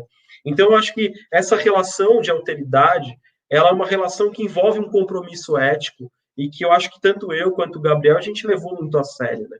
E é por isso que essas relações se fortaleceram, se estruturaram com tanta solidez, e a gente está aqui hoje trocando essa ideia. Agora, você falou do coletivo de vídeo popular, e aqui eu fecho mesmo essa fala, que eu acho que é isso, você está certo, eu acho que existiu ali, num dado momento também, né, uma certa arrogância, sabe, assim, uma visão dura, né, insensível à importância do reconhecimento dessas identidades, né, e essa coisa meio da velha esquerda, né, da esquerda raiz, né, que eu acho que é muito problemática, porque é uma esquerda que muitas vezes é insensível a essas demandas que vêm do feminismo, que vêm, por exemplo, dos coletivos negros, né, que vêm dos coletivos indígenas, né. Eu acho que você tem toda a razão. Eu acho que uma parte do que provocou a erosão do coletivo de vídeo popular teve a ver com essa insensibilidade também,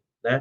Agora, hoje, a gente está vivendo um momento muito difícil, muito triste do país, muito triste dessa cena, né? Mas, ao mesmo tempo, muito potente, porque eu acho que naquela época também eu não percebia com tanta potência a formação desses coletivos, por exemplo, de mulheres negras, né?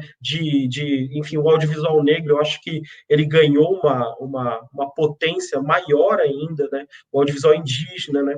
Então, eu acho que, por mais que hoje a gente esteja vivendo um momento tão difícil, né, no cenário político, no cenário audiovisual, eu acho que também tem uma potência que está escondida por debaixo desse tapete, que em algum momento eu espero que seja desacobertada e que ela venha com tudo, como um maremoto para cima desse país, porque a gente está precisando mais do que nunca da aliança e da coalizão entre esses coletivos de audiovisual. A gente está precisando mais do que nunca de um audiovisual político, engajado, e de um tipo de aliança que o coletivo de vídeo popular começou a fazer, que brotou ali, que eu vi brotar ali, né? E que eu espero que brote novamente em algum momento, né?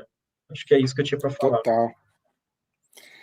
Com certeza, Gui. Eu acho que tem uma coisa que para mim fica marcada dessa experiência toda, o como também foi importante para nós, que estávamos ali nos coletivos periféricos, produzindo, disputando narrativas com esse mundo tão desigual assim. Eu acho que talvez uma coisa que ficou muito marcada e que talvez seja um grande ponto assim de reflexão sobre o que a academia de fato auxiliou a gente foi a sistematizar um tipo de pensamento que talvez tenha culminado nessas coisas que a gente está hoje conseguindo organizar, sabe? Porque assim, se hoje a gente consegue entender que quando se fala de movimento negro, não se fala só de um tipo de movimento negro, fala-se de movimentos negros no plural. Se hoje a gente não fala mais de periferia, como se fosse uma coisa única, e fala de periferias também no plural, se a gente fala de identidades indígenas no plural, se a gente entende o universo amplo da diversidade de gênero e de sexualidade, é também porque a gente já estava provocando muitas dessas coisas naquela época, sabe? E que era uma época onde essas pautas não estavam tão em voga, sabe? Que eu acho que talvez seja a grande sacada desse momento, né? E que é a gente conseguir puxar essa chave para o específico para conseguir ser cada vez mais plural, porque eu acho que se a gente não consegue identificar a diferença na diversidade, a gente tende à hegemonia branca, hétero, cis, que é todos esses marcadores que historicamente estão construídos nessa chave da hegemonia, né? Nessa chave que até o Gabriel vinha falando aí de como a mídia hegemônica também se vale disso, né? Desses tipos de estereótipos pré-fabricados para cada vez mais subalternizar a gente também, né? E acho que na medida que vocês vêm disputar esse tipo de narrativa no campo também da pesquisa, a gente consegue, de alguma maneira, organizar a nossa reflexão para que a gente entenda o que a gente está produzindo em termos de pensamento, para, inclusive, justificar, sabe, para uma certa sociedade classista, racista, machista, estruturada em uma série de preconceitos, que consegue furar um pouco essa bolha e permitir que outros espaços aconteçam, né?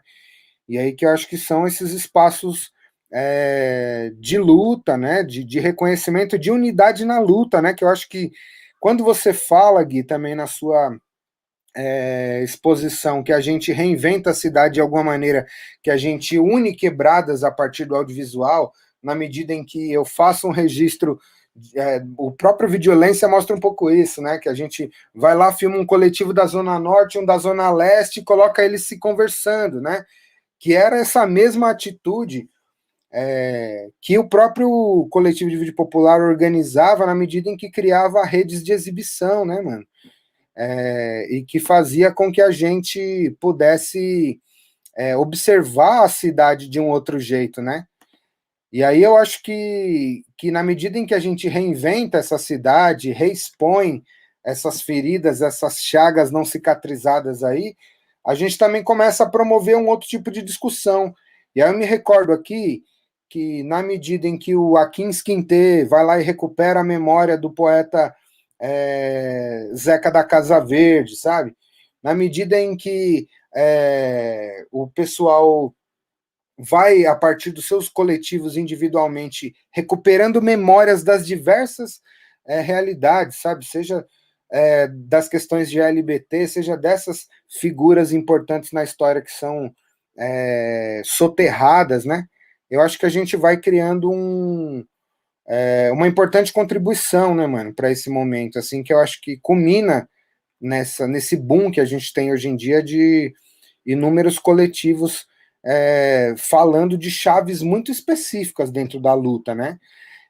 E de como essas lutas são diversas, né? E aí acho que quando você recupera esse pensamento dessa esquerda tradicional aí que ainda não conseguiu se adaptar a uma visão que ela é específica, mas que ela pode ter unidade na luta, é justamente porque também essas pessoas não estão dispostas a se destituir do seu lugar de privilégio, né, mano?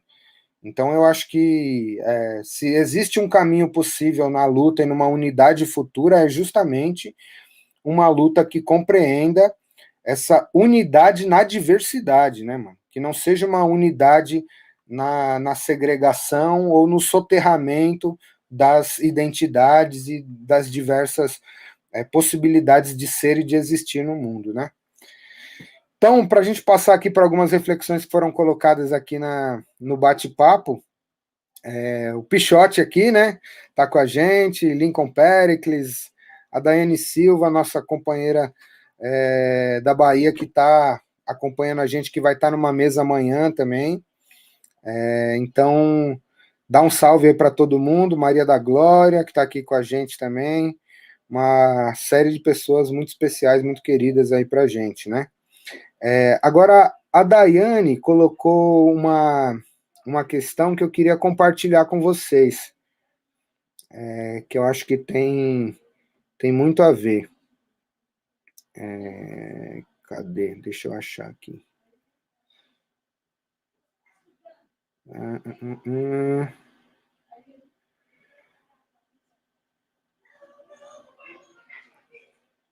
Aqui, ó. Sobre o cineclubismo, é desafiador porque a potência realmente está no encontro presencial, mas fico pensando nesse cineclubismo em rede, desterritorializado, desafiando nossas noções de tempo e espaço.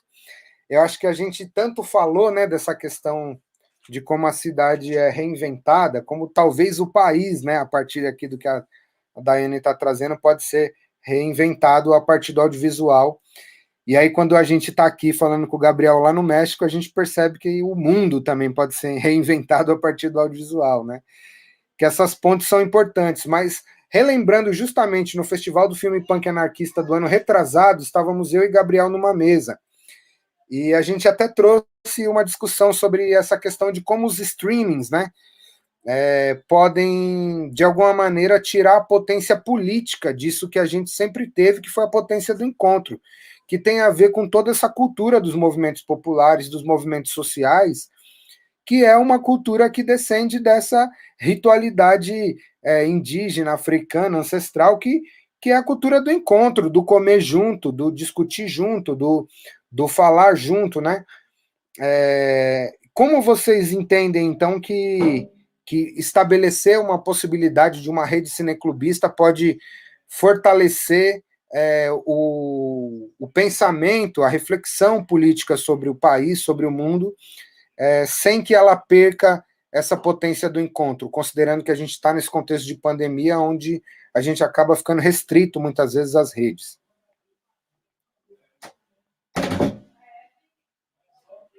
Quem vai? Eu vou ou o Gabriel? Bom, então eu começo, então. Bom, Dani, assim, são várias questões, né, assim, agradeço a Daiane pela pergunta, mas eu acho que antes de responder a pergunta da Daiane, eu acho que tem uma coisa que você falou da questão da academia, né, a gente não pode esquecer que você também foi estudante universitário, você também tem uma pesquisa muito interessante sobre educação popular, a gente não pode esquecer, né, das experiências universitárias de vocês, né, Total, mano. e também existe eu acho que existe uma nova geração de pesquisadores, né, e de estudantes universitários que chegou... Posso fazer só uma pausa, já que você falou Claro. disso? Eu tinha separado aqui, esqueci de falar. O Fernando, no Facebook, esses dias, até relembrou aqui uma frase imprescindível do eterno Milton Santos, aqui, onde ele diz: o terrível é que, nesse mundo de hoje, aumenta o número de letrados e diminui o número de intelectuais. Não é esse um dos dramas atuais da sociedade brasileira? Isso era uma reflexão do Milton Santos há muito tempo atrás. Então, o que eu acho interessante é a gente pensar isso também, né? Em que medida a gente, também periféricos, enfim, dos diferentes grupos identitários nas bordas da cidade, por ter sido excluído historicamente da universidade, também não caímos nesse erro crasso e que talvez tenha contribuído para esse momento de ódio à ciência, de ódio à intelectualidade, porque a gente foi excluído o tempo todo desse lugar. E na medida em que a gente começa a ganhar espaço de fala e de conseguir sistematizar o nosso pensamento para poder trocar de igual em espaços acadêmicos, em que medida isso também fortaleceu, né, a nossa perspectiva de um pensamento acadêmico que possa não precise necessariamente ser um pensamento destrutivo, né? Não, total, total. Acho que assim, você falou aí do Milton Santos, né? A gente pode pensar na Lélia Justamente. Gonzalez, a gente pode pensar na Glória Anzaldúa, a gente pode pensar em milhões de pensadores, milhões de intelectuais periféricos, assim, no sentido epistêmico, do que eu estou chamando de periférico, extremamente importantes, enfim, né? Enfim, uma coisa não nega a outra. Esses intelectuais, eles também podem ser aproximados de intelectuais como Sérgio Vaz, enfim, como outros intelectuais que estão surgindo fora da academia, né? Agora, tem uma questão, Dani, que tem a ver com isso, que é essa que eu estava falando, quer dizer, eu acho que tem uma nova geração de pesquisadores e de estudantes universitários que é resultado direto do amadurecimento dessas formas contemporâneas de ação coletiva, né? E que tem buscado interpretar, então, as transformações pelas quais o país tem passado a partir dessas lentes engajadas, né? Então, a gente tem que tomar um certo cuidado de realmente não fazer isso que você alertou agora na sua última fala, né? De não desprezar o conhecimento acadêmico. Eu acho que de não cair numa chave anti-intelectualista muito problemática que está tomando conta do país hoje, né? A gente tem que deixar isso para a direita, né? A gente não pode desvalorizar, né, a academia. A gente tem que ocupar ela e bagunçar, né? Tem essa separação, né, do conhecimento da teoria e da prática, que eu acho que é uma separação muito problemática, né, que a gente tem que problematizar, porque produzir teoria dá insônia, dá dor nas costas, dá artrite, né, a gente passa horas e horas sentado, lendo, estudando, e tudo isso é prática, né, é a nossa prática. E assim como os poetas da periferia, assim como os intelectuais das periferias também produzem teorias. A gente tem que também ocupar esses lugares, né? Isso está acontecendo, né? E, enfim, agora sobre o que a Daiane falou, né? Sobre a questão do cineclube, do cineclubismo e sobre esse deslocamento, né? Do encontro, né, da lógica do encontro que potencializa esses espaços para a lógica, né, online, enfim, para a lógica do streaming, né? Eu acho que assim, eu entendo que são formas diferentes, mas eu acho que uma não exclui a outra, né? O que eu acho que está sendo interessante, né? Se tem alguma coisa interessante nesse momento da pandemia, tem a ver justamente com isso, tem a ver com o fato de que, por conta da pandemia, a gente tem descoberto novas formas de nos comunicarmos, a gente tem usado novas ferramentas, né? E isso eu tenho certeza que é uma coisa que veio para ficar, né? Então, eu acho que quando a gente sair desse momento, enfim, todo, eu acho que os cineclubes vão poder funcionar da forma como sempre funcionaram, e com certeza isso vai continuar acontecendo, e também vão poder explorar com mais força, com mais potência esse tipo de ferramenta, né? Porque é o que você falou, quer dizer, hoje a gente está aqui conversando com o Gabriel no México, né? E isso é uma potência assim muito grande que eu acho que a gente não pode se desfazer mais, né? Agora a gente precisa criar mesmo um canal de articulação que nos permita fortalecer as nossas redes, as nossas lutas e, enfim, nos reconhecemos na nossa diferença, que nem você falou, né, Dani? Massa, com certeza, mano. E aí, Gabi, quer completar alguma coisa? Senão vou passar para a próxima pergunta.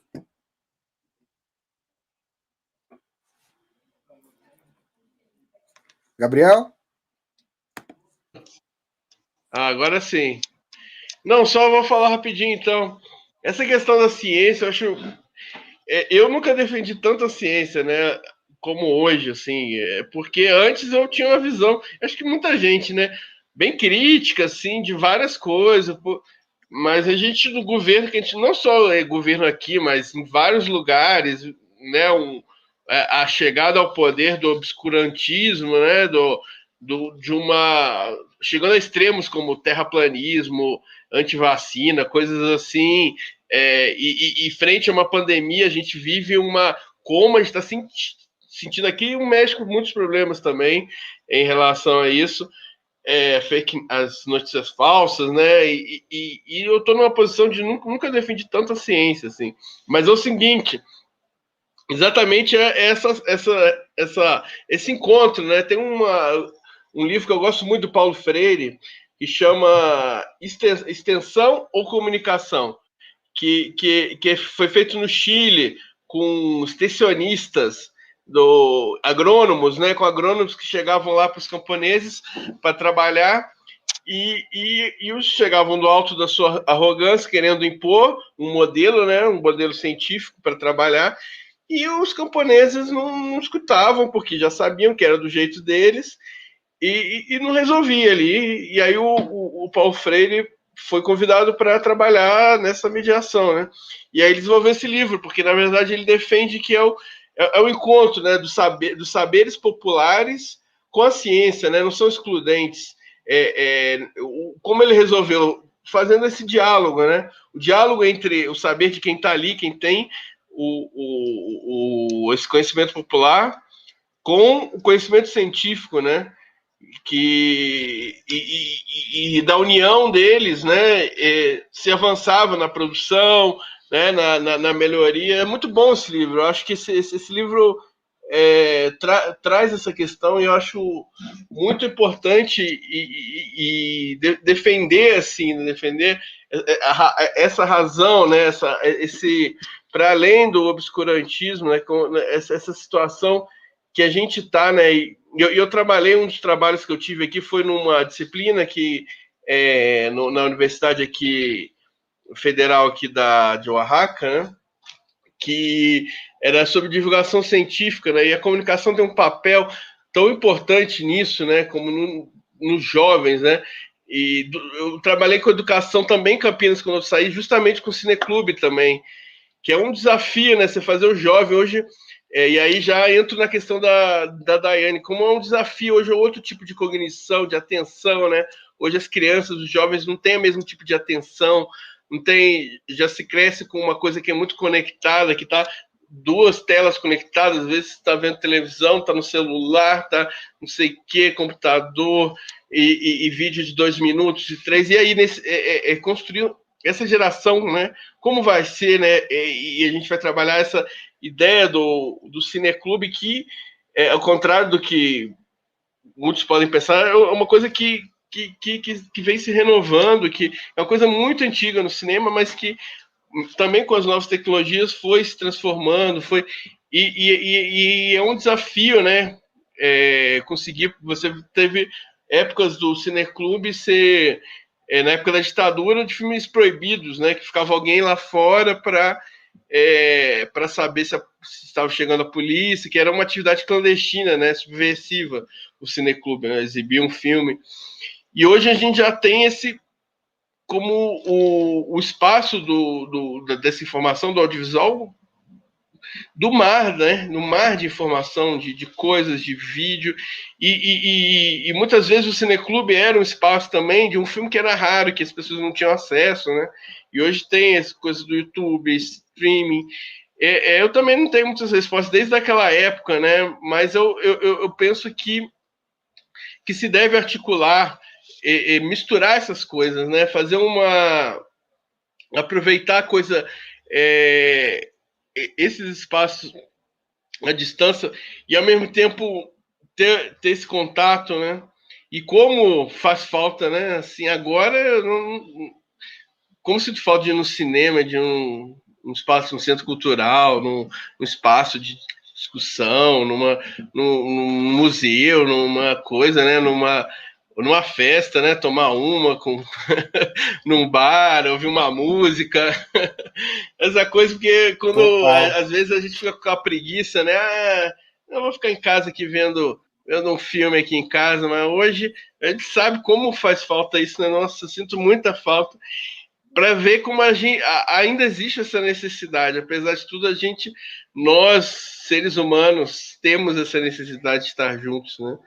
Então, acho que saber conciliar essas duas coisas. Bacana, mano. Gente, nosso papo tá se encaminhando aí para o final. Eu queria muito agradecer vocês aí dessa troca maravilhosa que a gente teve aqui hoje. E queria pedir para a gente fazer as nossas considerações finais. Assim, eu acho que se tem algo que eu tiro dessa conversa, desse debate, e que eu acho que é fenomenal, assim, que eu acho que é um grande passo para a gente pensar, enfim, os processos que caminharam dentro do cinema popular, militante, enfim, e como isso desemboca nessas questões de hoje, né? Eu acho que é justamente a necessidade que a gente tem de contar histórias, né, que possam dialogar com mais pessoas, né, mano? A gente vinha falando na live anterior também dessa questão de como é importante, né, que as pessoas, a partir do ponto de vista de cada um, contar a sua história, né, de ter acesso a uma câmera e como isso não basta, mas ao mesmo tempo como isso é relevante, né, na medida em que eu posso propor outras narrativas, né, mas que isso não vem desligado, né, isso não vem desligado de uma chave importante, que é essa chave da reflexão, né, porque não basta a gente dar a câmera para alguém, né, e achar que ela vai produzir um outro tipo de cinema se ela foi a vida inteira, historicamente, formada pela televisão, pelo cinema hollywoodiano, por uma série de outras perspectivas que estão o tempo todo evidenciando a hegemonia, né, que já está aí posta, de classe, de raça, de gênero, enfim. O como a gente precisa politizar, né, o uso desses meios, né? Politizar é também refletir, é também considerar a contribuição acadêmica nesse sentido, de articular pensadores diversos, de articular reflexões diversas, e aí eu rememoro também aí o que o Gabriel falou desse grande pensador que foi o Paulo Freire. Acho que não é à toa que ele é uma grande referência mundial, porque é um cara que, assim como no Comunicação e Extensão trouxe essas questões dos embates entre os camponeses e essa experiência acadêmica, ele também traz naquele livro Pensando o que a África tem a nos ensinar, né? É um cara que dialoga com Amílcar Cabral, né? Que dialoga com diferentes pesquisadores do mundo inteiro, sem que ele perca também a sua identidade de sertanejo, né, de pernambucano, que ele sempre se orgulhou de ser, né. Eu acho que talvez, se existe uma chave aí interessante da gente pensar, é talvez essa chave, né, de entender a individualidade dentro da diferença e da multiplicidade, né, de vozes, de falas, de olhares, né. Eu concordo com tudo que você falou. Eu lembrei de duas frases, assim, para terminar minha participação, assim. Primeira é uma frase de um antropólogo clássico, né, do Franz Boas, em que ele diz que o olho é o órgão da tradição, né? Então, se enxergar é um ato biológico, ver é uma capacidade cultural, né? Então, assim, a gente aprende a ver, né? E eu acho que vocês são figuras, assim, absolutamente exemplares, né? Nesse sentido, né? Ensinar a ver é uma capacidade muito nobre, né? Que eu acho que os coletivos desenvolveram nesse trabalho com a educomunicação, né? E aí eu queria lembrar disso, e eu queria lembrar uma outra frase, né? Você trouxe a fala a postagem do Fernando, lembrando o Milton Santos, né? E aí eu lembrei, me veio na cabeça agora uma frase do Milton Santos que eu adoro, em que ele diz assim que o centro do mundo está em todo lugar. O mundo é o que se vê de onde se está, né? E essa frase me guia. Essa frase, assim, para mim é um mantra, uma bússola. Suas considerações finais, Gabriel, e as saudações aí do México.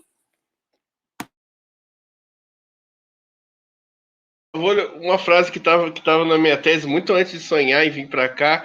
Você falou sobre o centro, já queria falar, né? Que o Marcos, o subcomandante Marcos, ele falava que o penso logo existe ocidental, né?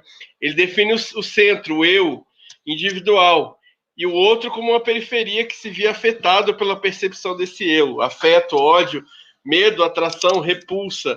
Então, existe muito a ideia tem que ser desconstruída da universalidade desses centros, né? O centro que geralmente é o que é a hegemonia, que tem a palavra, que se coloca e um eu que é específico, né? É sempre tipo o eu centro, que é a voz hegemônica, é universal, e o outro é específico, né? Esse outro é esse lugar, né? Um tipo de, como o Daniel falou, uma periferia, né? Não é as periferias, não são as mulheres, não são os negros e as negras, os indígenas, os camponeses, os operários, e várias formas, né? Eu acho que isso é muito importante. E eu comecei a escrever, só para fechar, eu tenho vários projetos que eu comecei e não terminei, mas eu comecei depois que eu terminei minha tese, eu queria escrever alguma coisa, um livro, só que eu queria rever muitas coisas, reescrever. E uma das coisas era essa também, que você falou, né? Inclusive um professor meu me chamou a atenção disso. Falta falar de outras vozes. Já falo de muitos movimentos ali ao longo da história, mas faltava outras coisas, como por exemplo das mulheres, né? Aí eu comecei um blog. Aí quem tiver interesse chama cinemovimento .wordpress.com. E aí eu não terminei, mas ali tá meus trabalhos, ali quem quiser ler, tá meus textos, e eu comecei a fazer um histórico. Inclusive eu fiz um capítulo sobre a questão das mulheres nos Estados Unidos, né, no cinema, como as mulheres eram a maioria no cinema. Um dos temas, falo sobre também os race pictures, o cinema negro e o cinema camponês, o cinema desde o início, né, o cinema operário. E quem quiser ver vai estar lá. E semana que vem, dia 6, às 7 horas, vou estar nesse... vai ser lançado esse livro, que é pelo pessoal aí do Cine Cipó. Vai estar no Facebook do Espaço Comum Luiz Estrela, que é uma ocupação cultural aí, lá de Minas, né? E que vai lançar esse livro, que tem um artigo onde eu estou falando do lance dos secundaristas e do audiovisual ali, produzido pelos secundaristas no Chile e no Brasil. Então tinha bastante coisa para falar, mas o tempo sempre é limitado, né? Então, um grande abraço aí, Daniel, Guilherme, muito obrigado pelo convite. Vamos seguindo. Muito obrigado às participações aí, Daiane, Flavião, Rogério, todos que participaram aí, Lincoln. Um grande abraço aí e esperamos que tenha... Aqui também tem um movimento muito legal, né, de vídeo comunitário, popular. E um grande abraço, espero que tenhamos outros encontros desse muito, muito bons. Grande abraço. É isso, gente. Bom final de sexta-feira para todo mundo. Tamo junto.